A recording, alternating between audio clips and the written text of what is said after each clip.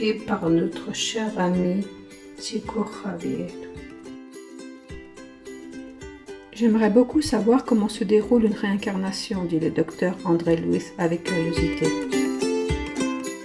Alexandre, un ami spirituel, lui répond alors. André, tu veux voir comment se déroule une réincarnation ? Bien sûr, dit le médecin.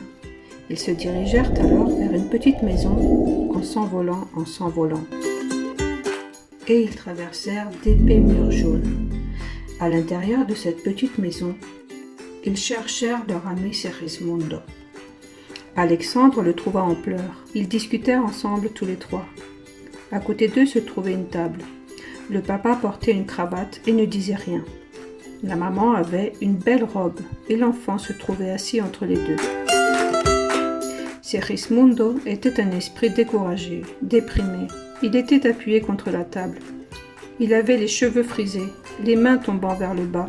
Il avait l'air très triste. Et il disait « Je n'arrive pas à naître, c'est très difficile. Papa est très fâché. » « Reste calme, lui dit Alexandre tendrement. « Je t'aiderai. Garde des pensées positives. Tes pensées positives sont importantes pour avoir de bons fluides. Ne sois pas triste. Courage. Sois courageux. » Alexandre s'éleva dans les airs en s'envolant et lança des fluides sur la tête de l'enfant. Celui-ci eut alors l'idée de faire une prière. « Maman, est-ce que je peux faire une prière ?»« Oui, bien sûr, répondit-elle. » L'enfant dit alors à haute voix. « Mon Dieu, mon papa est triste et fâché, et je voudrais te demander de l'aide pour qu'il soit tranquille et heureux. Merci, mon Dieu. » Lorsqu'il eut terminé sa prière, l'enfant sortit et commença à jouer avec son ballon. Maintenant, la maman et le papa se retrouvèrent seuls. Le papa se rapprocha de la maman. Il était plus tranquille grâce à la prière. À ce moment-là, Segismundo se rapprocha du papa. Il souhaitait réellement être son fils.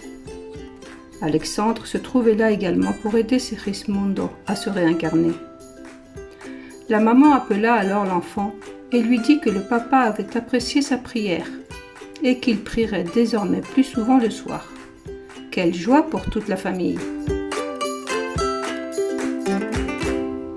Les trois esprits étaient très satisfaits. Alexandre, très heureux, se rapprocha de Segismundo et André Luis aussi. Tous les deux commencèrent à dire combien la prière est importante. Et le temps s'écoula. Le ciel s'assombrit. Les étoiles commencèrent à briller.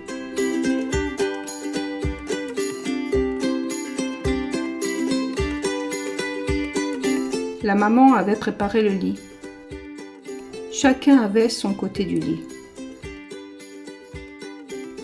Ils attendaient leur fils pour faire une autre prière avant d'aller dormir. La grand-mère, qui s'était désincarnée il y a longtemps, arriva à ce moment-là dans la chambre.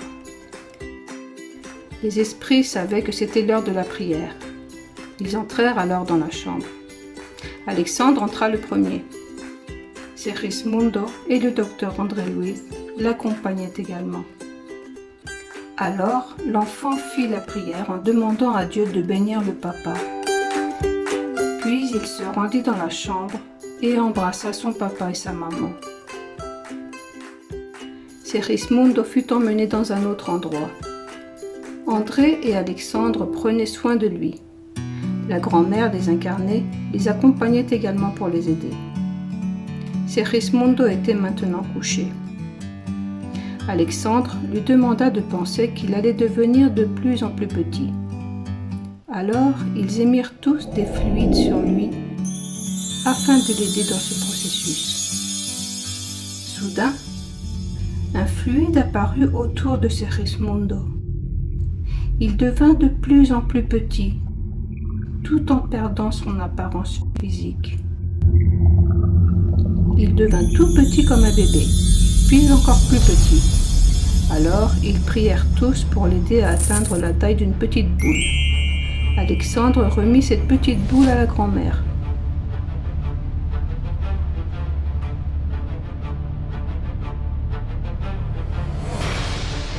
Ils l'emmenèrent dans la chambre du papa et de la maman. La grand-mère la remit à Alexandre qui savait quoi en faire. Alors, Alexandre se rapprocha de la maman et plaça Segismundo tout près de son ventre. Grâce au fluide et à la prière, Segismundo put se lier au ventre de la maman. La maman et le papa se réveillèrent et celle-ci dit « Je sens que je suis enceinte. Qui sait? Peut-être aurons-nous un enfant. Quelle joie pour notre famille d'avoir un autre bébé. »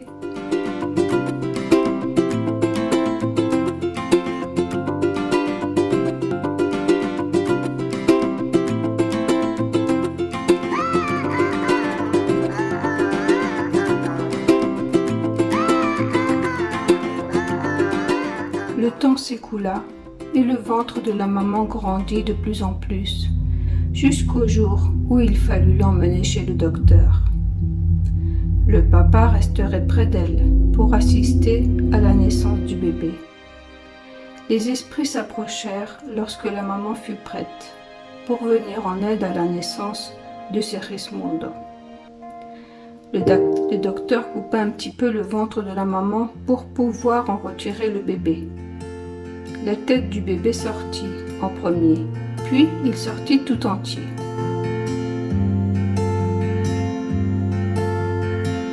Le papa était très ému en entendant les pleurs du bébé. Tout le monde était très heureux. Le fils aîné s'écria alors « Maman, c'est un garçon! J'ai un petit frère !» Quelle joie! La famille s'agrandit et tous les esprits étaient présents. Segismundo reçut beaucoup de soutien pour sa réincarnation. Ainsi se termine cette belle histoire.